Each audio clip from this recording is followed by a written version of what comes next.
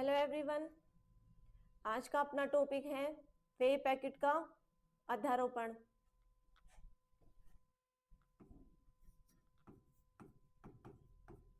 तरंग पैकेट या तरंगों का अध्यारोपण, सुपरपोजिशन ऑफ वेव्स। यहाँ पे क्या करेंगे अपन, दो जो वेव होती है उनके एक पार्टिकल से जो एसोसिएट वेव होती है उसमें जो वेग आता है वो क्या था, कल वाली क्लास में फेज वेलोसिटी थी, वो किसके इक्वल आ रही, किसके इक्वल आ रही थी, सी स्क्वायर अपॉन वी से, यानी कि 2c माना था अपन ने। तो ये क्या है, जो फेज वेलोसिटी है वो लाइट की स्पीड से भी ज्यादा आ रही है, जो क्या था, इम्पॉसिबल था। यानी कि जो एक पार्टिकल होता है उससे एसोसिएट एक वेव ना होकर वेव का ग्रुप होता है, और जिसके लिए अपन ने जो वेव पैकेट है उनकी जो कॉन्सेप्ट था उसका यूज किया था। आज यहाँ पे देखेंगे जो पार्टिकल का वेग होता है वो फेज वेलोसिटी के बराबर न होकर किसके इक्वल आता है, ग्रुप वेलोसिटी के इक्वल आता है। तो इससे पहले अपन को क्या करना पड़ेगा, जो तरंगे, क्योंकि बहुत सारी तरंगे थी, उनका क्या हो रहा था, इंटरफेरेंस, व्यतिकरण हो रहा था, और उससे क्या मिल रही थी अपन को, ग्रुप वेलोसिटी मिल रही थी। तो यहाँ पे अपन ये मान के चलेंगे कि बहुत सारी वेव ना होकर अपने पास दो वेव है, तो उन दोनों वेव के लिए क्या कंडीशन मानेंगे कि जो व्यतिकरण की डेफिनेशन होती है उसकी, उसमें क्या करते हैं अपन कि लगभग दो समान कोणीय आवर्ती की तरंगे लेते हैं और उनका एम्पलीट्यूड क्या रहता है, सेम, और समान डायरेक्शन में जाती है, और उनके सुपरपोजिशन से जो तरंग बनती है उन तरंगों में कुछ बिंदुओं पर तीव्रता अधिकतम होती है और कुछ बिंदुओं पर न्यूनतम होती है, यानी कि समपोषी और विनाशी व्यतिकरण बनते हैं। तो यहाँ पे क्या माना है अपन ने, बहुत सारी वेव न लेकर दो वेव ली है, उनमें से उनकी कोणीय आवर्ती लगभग सेम है और उनका एम्पलीट्यूड एकदम समान है। तो अपन समीकरण क्या होता है, तरंग का विस्थापन समीकरण से y equal to a omega T minus k x. ठीक है, अब अपन यहाँ क्या ले रहे हैं, दो वेव ले रहे हैं। तो फर्स्ट वेव के लिए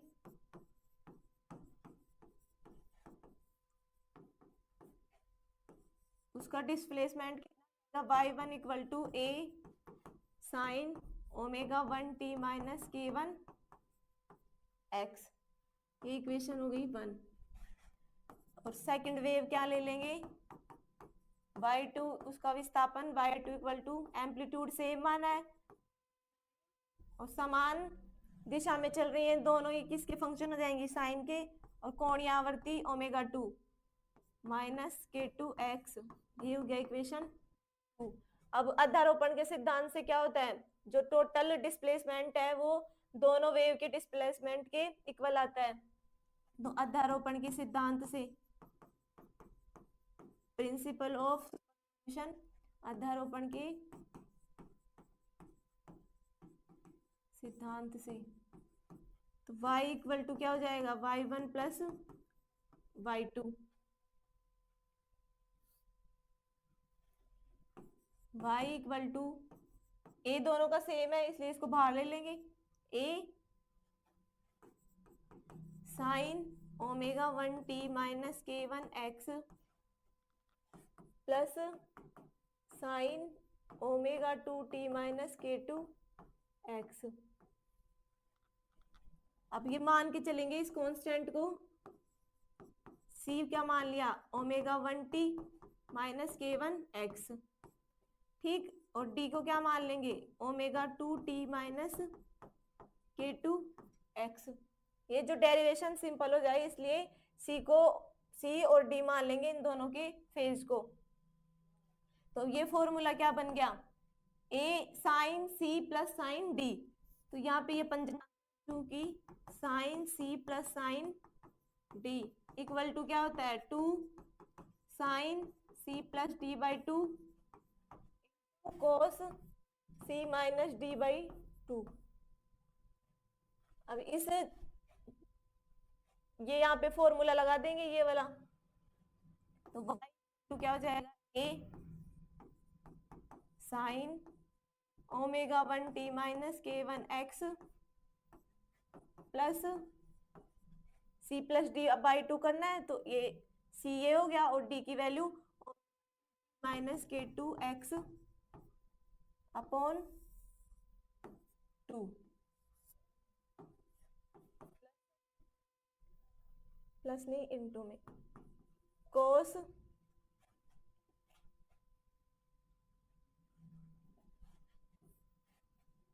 omega 1t minus k1x plus नहीं minus omega 2t minus k2x upon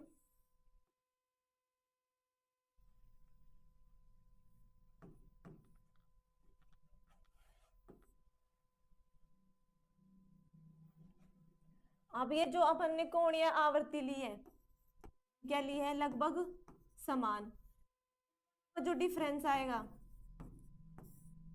वो किस मान लेंगे, डेल ओमेगा के, क्योंकि दोनों की वैल्यू क्या है, समान है, तो ये इनका डिफरेंस किसके टेंस टू किधर जाएगा, जीरो की तरफ, और इसको क्या मान लेंगे, डेल ओमेगा।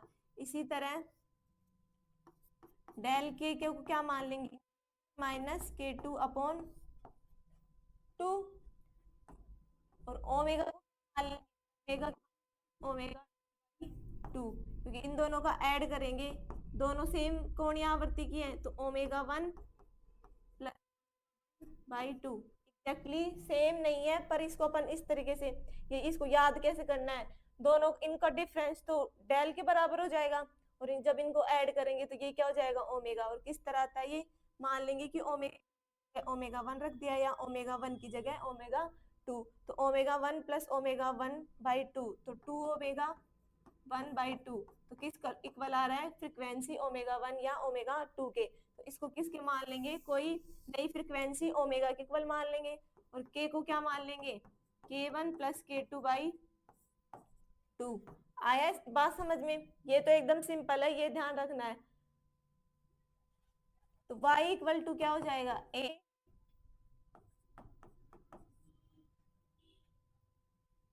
यहाँ पे इसका 2 भी तो है, ये वाला 2,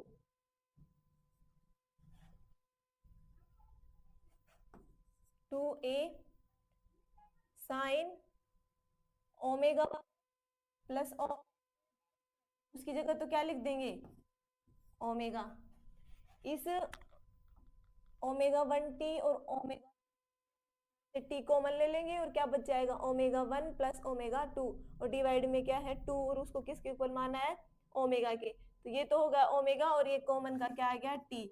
इसी तरह माइनस k1 है, k1 प्लस k2, और कॉमन क्या है, x, तो k1 प्लस k2 बाई 2 को क्या माना है, k, तो ये क्या हो गया, kx, ठीक है, इनटू कोस, इसमें क्या है, ओमेगा 1 माइनस ओमेगा 2, इसको किसके इक्वल माना है, डिफरेंस ओमेगा के, डेल्टा ओमेगा के, तो ये तो क्या हो गया, del omega T minus minus, इसमें ये रहा माइनस k1, और एक ही माइनस हो जाएगा, और माइनस अपन ने कॉमन लिया है, तो क्या बच जाएगा, k1 माइनस k2 बाई 2, उसको क्या माना है, डेल के, तो यहाँ क्या हो जाएगा, डेल k इंटू एक्स। अब यहाँ पे देखो,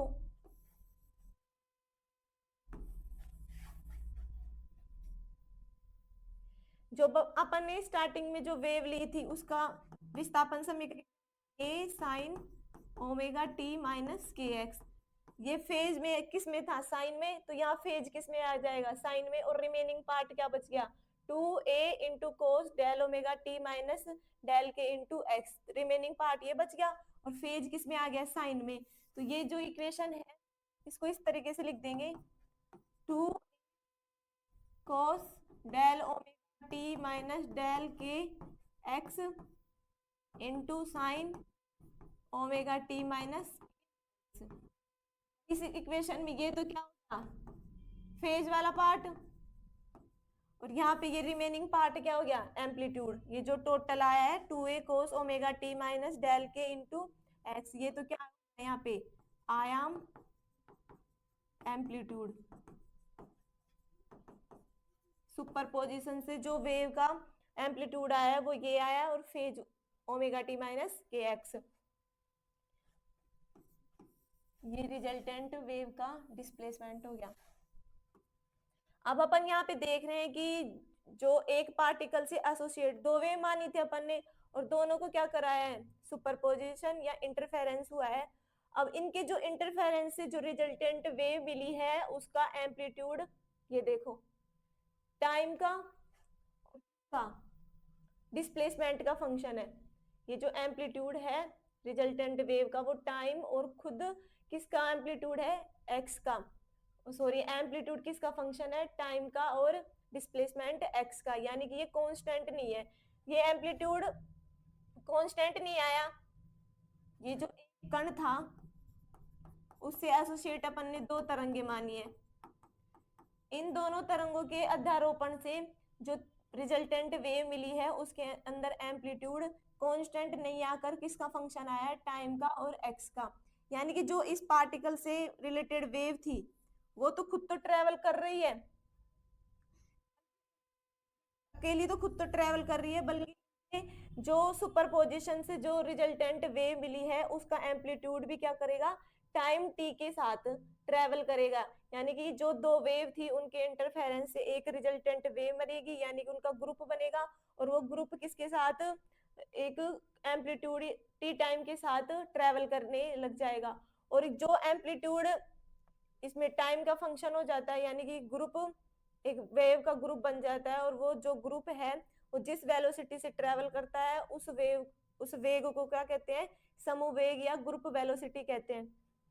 आए बात समझ में, क्या कहना चाह रही हूँ कि जो दो एक कण था उससे एसोसिएट अपन ने दो तरंगे मानी है, वो वेव तो चल रही है, पर इनके जो सुपरपोजिशन से जो रिजल्टेंट वेव आई है उसका एम्पलीट्यूड कांस्टेंट न होकर क्या आया है, टाइम का फंक्शन आया है।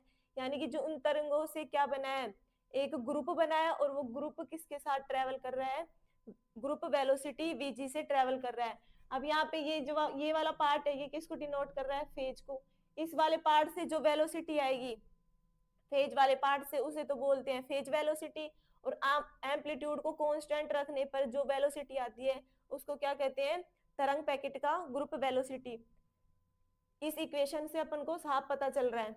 आगे इस जो इक्वेशन का मतलब है जो ये जो रिजल्टेंट वेव आई है उसका एम्पलीट्यूड कांस्टेंट न आकर के टाइम टी और डिस्प्लेसमेंट एक्स का फंक्शन आया है, और फेज क्या है, sign omega T minus k x. Superposition से जो वेव बनेगी वो वेव एक ग्रुप में चलती है, और जो ग्रुप की वेलोसिटी होती है उसे वीजी से डिनोट करते हैं। अब इस इक्वेशन में जो ये फेज वाला पार्ट है इसको कांस्टेंट रखने पर जो वेग आएगा उसे तो कला वेग कहेंगे, और एम्पलीट्यूड वाले पार्ट को कांस्टेंट रख के जो वेग आता है उसको क्या कहते हैं, ग्रुप वेलोसिटी कहते हैं।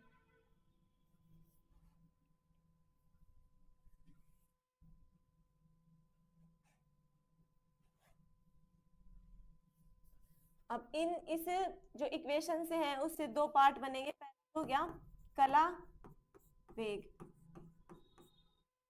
क्या कहा कि जो रिजल्टेंट वेव आई है उसके फेज वाले पार्ट को कांस्टेंट रखने पर जो वेग आता है उसे क्या कहते हैं, समूह, वो सॉरी कला वेग। तो ये क्या है, omega T minus k x sign, और इसको क्या रखना है, कांस्टेंट। तो omega T minus k x भी क्या कांस्टेंट, इसको नियत रखना है। अब ये जो omega T minus k x है इसका डिफ्रेंशिएशन कर देंगे, differentiate with respect to time t के साथ। तो यहाँ तो क्या हो जाएगा, ओमेगा टी का तो ओमेगा माइनस के, और एक्स का कितना हो जाएगा, del x upon del t, और कांस्टेंट का क्या हो जाएगा, 0। Omega equal k d x upon d t, d x upon phase velocity VP की किसके इक्वल आ जाएगा, ओमेगा, और के इसके नीचे आ जाएगा, ओमेगा बाई के। यही लिया था कल अपन ने, ये समूह वेग आ गया इससे। अब अपन फेज को कांस्टेंट रखते हैं तब इसकी वैल्यू आती है। अब ये जो ई नहीं होता है, ये जानते हैं अपन। अब इसको क्या और लिख सकते हैं, equal to h cut omega को लिख सकते हैं। देखो इधर होता है न्यू के ओमेगा क्या होता है 2 पाई न्यू। अब इस न्यू की जगह क्या लिख देंगे ओमेगा अपॉन 2 पाई। जो ये एच कट होता है वो क्या अपॉन 2 पाई। रिड्यूस प्लांक कांस्टेंट किसके इक्वल होता है, प्लांक कांस्टेंट में 2 पाई से डिवाइड कर देंगे तब। अब ये जो पार्ट है ये तो क्या बन गया एच कट और ओमेगा एज इट इज, यानी कि जो एनर्जी है इक्वल टू एच न्यू उसको क्या लिख सकते हैं equal to h cut omega. ये जो पी होता है उसको भी क्या लिख सकते हैं h cut k. Lambda equal to h upon p होता है और फिर उसमें भी 2 पाई से डिवाइड कर देंगे तो ये आ जाता है एच कट इंटू के मोमेंटम पी। और ये क्या हो गई उस जो वेव थी उससे एसोसिएट जो पार्टिकल है उसकी जो एनर्जी होती है equal to h cut omega. ये कोणीय आवर्ती की टर्म में तो इस वीपी को क्या लिख देंगे ओमेगा, इसको एच कट ओमेगा से गुणा और नीचे डिवाइड कर देंगे एच कट के से। तो ये एच कट ओमेगा तो क्या हो गया ई और ये पी। तो वीपी किसकी फॉर्म में आ गया एनर्जी और मोमेंटम की फॉर्म में। ठीक है, अब दूसरा पार्ट क्या है समूह वेग ग्रुप वेलोसिटी। इसमें क्या था कि जो रिजल्टेंट वेव आती है उसके एम्पलीट्यूड को कांस्टेंट रखने पर जो ये उसको क्या कहते हैं समूह वेग या ग्रुप वेलोसिटी कहते हैं। तो ये जो आया है cos del omega into T minus del के into X equal to constant. यहां से हो गया डेल ओमेगा टी डेल के इंटू एक्स भी क्या हो गया कांस्टेंट। अब इसका क्या करेंगे differentiation with respect to time. Del omega T का तो क्या हो जाएगा डेल ओमेगा और इधर डेल के बाहर और एक्स का D x upon d T और कांस्टेंट का 0। तो यहां से क्या हो जाएगा d x by d T उधर जाएगा पॉजिटिव और क्या हो जाएगा del omega upon del k. अब यहाँ पे अभी देखा था कि इनकी जो फ्रिक्वेंसी है लगभग सेम है, यानी कि इनका जो डिफरेंस है वो किसकी तरफ टेंस करेगा 0 की तरफ। तो इस डेल को किससे रिप्लेस कर देंगे डेल से, जो इसकी लिमिटिंग वैल्यू है वो उसमें डेल ओमेगा किस में कन्वर्ट हो जाएगा डेल ओमेगा तो डी ओमेगा की तरफ, क्योंकि इसकी जो वैल्यू है 0 की तरफ टेंस कर रही है। तो यहाँ पे d x upon d t क्या हो जाएगा जब इसमें लिमिटिंग वैल्यू लेते हैं del omega del k del omega upon del k. तो यहाँ से क्या हो जाएगा d x by d t equal to del omega by del k और डी एक्स अपॉन क्या हो जाएगा ग्रुप वेलोसिटी, क्योंकि अब एम्पलीट्यूड को क्या किया है कांस्टेंट किया है। तो ये होता है del omega upon del k. और फेज वेलोसिटी क्या होती है ओमेगा। ये तो कब है जब उस पार्टिकल से एसोसिएट एकल वेव रहती है तब उस फेज वेलोसिटी। और अभी देखा कि जो वेव है एकल वेव ना होकर उनका ग्रुप चलता है उनके जो इंटरफेरेंस से उसकी वेलोसिटी क्या होती है v g equal to del omega upon del k.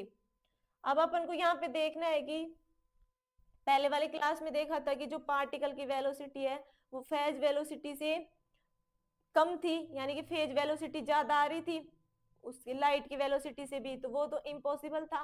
तो अब यहाँ पे देखेंगे जो पार्टिकल की वेलोसिटी है ग्रुप वेलोसिटी के इक्वल आती है या नहीं आती। अब इस जी को क्या लिख सकते हैं वही जब पहले लिखा था ओमेगा को, और के की जगह क्या लिख सकते हैं एच कट पी।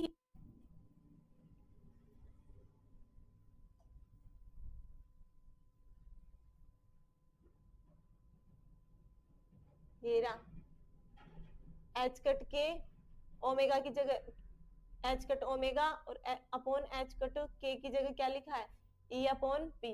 तो यहाँ भी यही लिख देंगे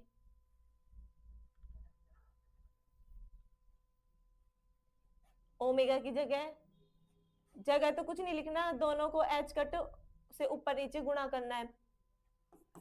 एच कट ओमेगा ये तो किसके इक्वल होता है, ई के होता है, के है यहाँ पे,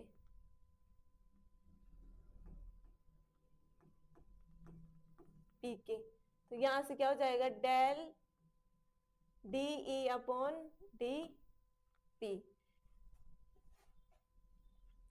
अब जो E है वो क्या होती है, p square upon 2m free particle के लिए, और फ्री पार्टिकल, क्योंकि जो फ्री पार्टिकल होती है का पोटेंशियल एनर्जी क्या होती है, 0, और टोटल एनर्जी किसकी इक्वल हो जाएगी, काइनेटिक एनर्जी से, और काइनेटिक एनर्जी किसकी इक्वल होती है, 1/2mv²।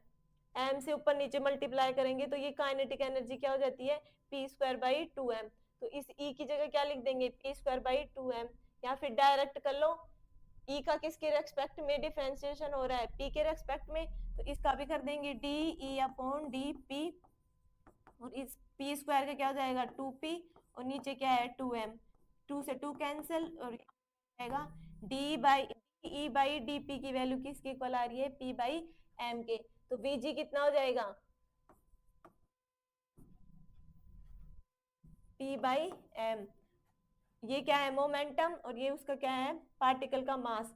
अब इस मोमेंटम को भी क्या लिख सकते हैं, m इंटू वी, m तो पार्टिकल का मास, और v कितना है, पार्टिकल का वेग। तो ये क्या हो गया, mv, p equal to mv, और नीचे m है, m से m कैंसिल, और ये किसके इक्वल आ गए, पार्टिकल की वेलोसिटी के इक्वल आया है, vg इक्वल टू vp। तो अपन यहाँ पे देखा है कि जो ग्रुप वेलोसिटी है वो किसके इक्वल आती है, पार्टिकल के वेग के इक्वल आती है। अब इसमें रिजल्ट क्या निकला कि जो वेव थी वो किस तरीके से चलती है,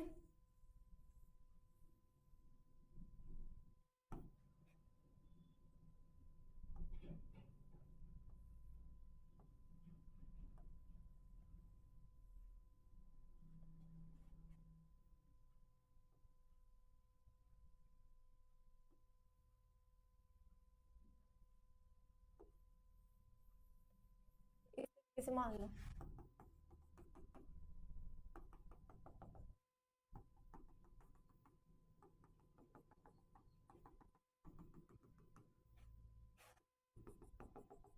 इस तरीके से, यानी कि जो वेव है वो तो खुद तो चल रही है, ये वाला पार्ट किसको डिनोट कर रहा है, जो वेव थी वो खुद चलेगी, और इन जो वेव अंदर, तो ये वेव चलेगी, और इन इन जो वेव है इनके सुपरपोजिशन से जो वेव बनती है उसको ये पार्ट डिनोट कर रहा है।